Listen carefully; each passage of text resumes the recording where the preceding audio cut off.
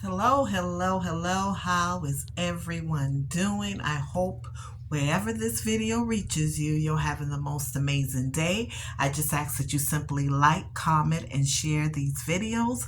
And also, always remember that I am speaking and I am speaking through the lens of myself and my experiences. You're more than welcome to share your feedback. I just ask that we be polite and be adults when we're sharing our feedbacks. It's always welcome. No one has to agree with me, but I just ask that you be polite. There's no need to be mean. We could have an adult conversation, back and forth, comments, whatever you want to call it. But please subscribe to this channel if you have not already done so. For today's topic, someone stated that she feels like committing suicide because her ex narcissist discarded her. Now, that's a very touchy situation for many reasons. I am not, by no means, am I a licensed therapist. I share my point of views from women, men that I have come across. I share my point of views from myself and what I've experienced, and also from educating myself. But I do know this for sure, that's why the love bombing phase is so important to them, because their whole intent is to deceive their victim. They manipulate by sharing and giving all of this love, affection, attention, so forth and so on, and it is solely to captivate the hearts of the person that they're trying to, I would say, fall in love with them or captivate their hearts. And unfortunately, when that happens, it's extremely difficult to move past that. It doesn't matter how intelligent we are. That doesn't matter, because once they've gotten us in that position, and it's not to say that we can escape it and can't leave out of it, because I'm living proof along with so many other men and women, but it's difficult. But I like to say, for the sake of this video, if you are that man or that woman who feels like life is not worth living because you are no longer with a narcissist that discarded you, or for some reason you've left, and a lot of times when we leave, it hurts us even more because it actually feels like they don't care. Some of them will run around here. Although they don't care, they will make it known that they don't care. It's like, okay, you want to go? Bye. Goodbye. No phone calls, no nothing. And you put it in, you poured so much of your heart and soul into them. It's like a mother or a father with their children. We give them so much, so much. We deny ourselves for our children a lot of times. And women, you know that a lot of us sometimes give more to the men that we're in love with more than we give to our children. And that's just real talk. So you imagine what it feels like when you give so much to that child, and when they become a teenager.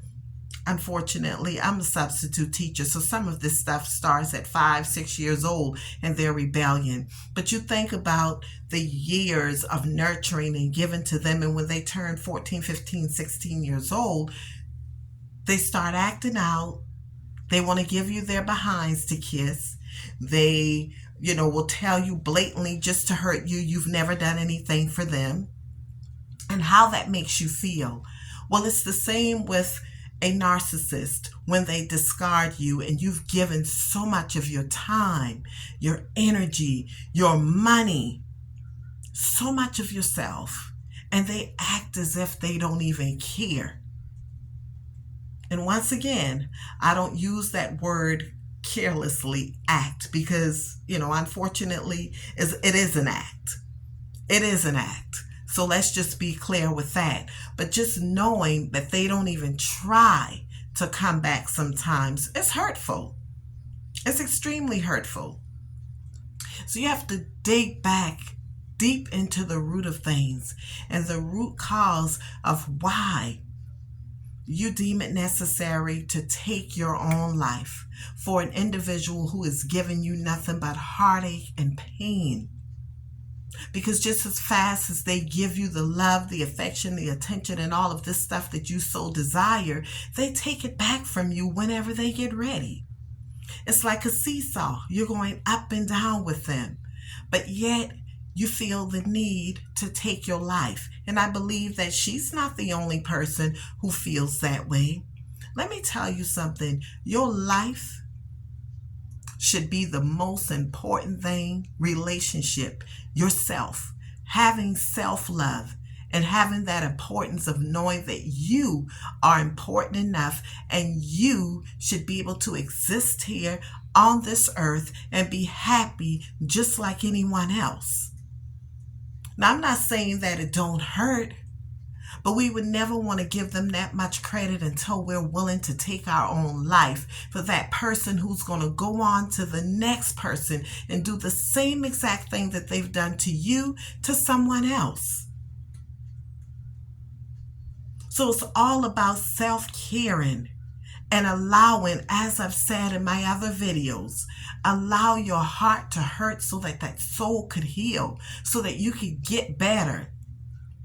But if you sit around and you could continue on dwelling on what was or what could have been, because I've done that. You stick around, and you see the good in them because of all of the lovely affection and attention that they give in the beginning, and sometimes throughout the course of the relationship, because like I said, it goes up and down.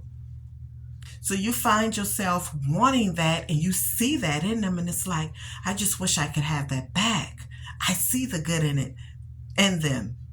But it's more to life. It's more to a loving and caring relationship than someone showing you affection and giving you great love making. It's more to life and a relationship than just that. You got to know your self-worth and know that you deserve to be here. They don't care about themselves. They don't even feel like they deserve to be here. They're miserable. So their whole goal is to get you in the same position that they are in or even lower. Especially if you're this highly intelligent person who has a great career, they envy you. A narcissist envy all of those qualities in you. Because either they don't have it, or if they have a great career, they're miserable and they're hurting inside. They're hurting, and hurt people hurts people.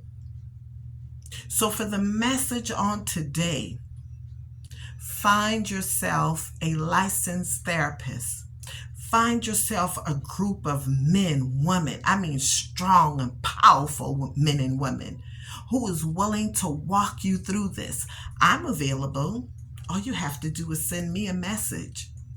I am available, and I will put the email address in the description. Encourage yourself. Tell yourself you're beautiful and you're wonderfully made. And they didn't lay down, sleep with your mother or your father and created you, but yet you're willing to take your own life for them. I never knew until over the weekend that at the age of 17, my mother was forced out of school because she was pregnant. I have a call coming in. She was forced out of school because she was pregnant with me, oldest child. So she sacrificed all of that for me, never went back to school, but raised me to be the woman that I am today. Now, there were years when she struggled with me because I was horrible. I was angry. I was mean. So imagine, there were many times my mother didn't even like me. So this is what it feels like. I know when you give so much to someone and they don't care about you. They don't care. But you have to start caring about yourself, and no one else is going to be able to do that for you. Take back your life. take back position. Stand in position. Take charge back over your life. They're not worth it. A narcissist is not worth you taking your own life. You are loved. You are intelligent. And trust and believe, you're probably smarter than they are too. But don't make the mistake of leaving here sooner than you have to. People say this cliche, well, when it's your time to go, it's your time to go. I don't believe that in its entirety, because I can remember a time where this guy was in an argument with another man. He left the location from where they were arguing and decided that he would go back home and go back to the location. And he ended up losing his life because he had done that. Now, if he didn't do that, he could have possibly been still here today. Because not even God is going to violate our will. If it's your will to take your life, God will not violate that. If you chose to jump off of a bridge, God will not violate that.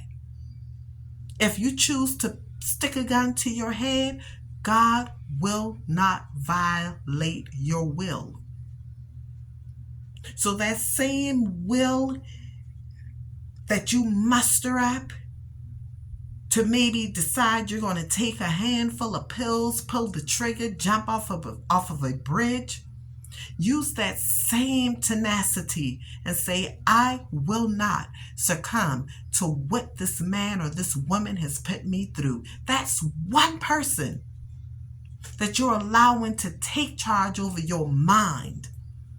So much till you're willing to die for it. Don't do it. So please share this video. Once again, if you have not already done so, subscribe to this channel. And if it looks like my eyes are squinting, it's because it is. I have what they call vestibular migraines. And although I don't feel the headache from it, I get the symptoms. So sometimes my eyes look like it's squinting. That's probably why. So take care of yourselves. Always remember, healthy mind, joyful life. Do not allow anyone to distort your peace, joy, or happiness.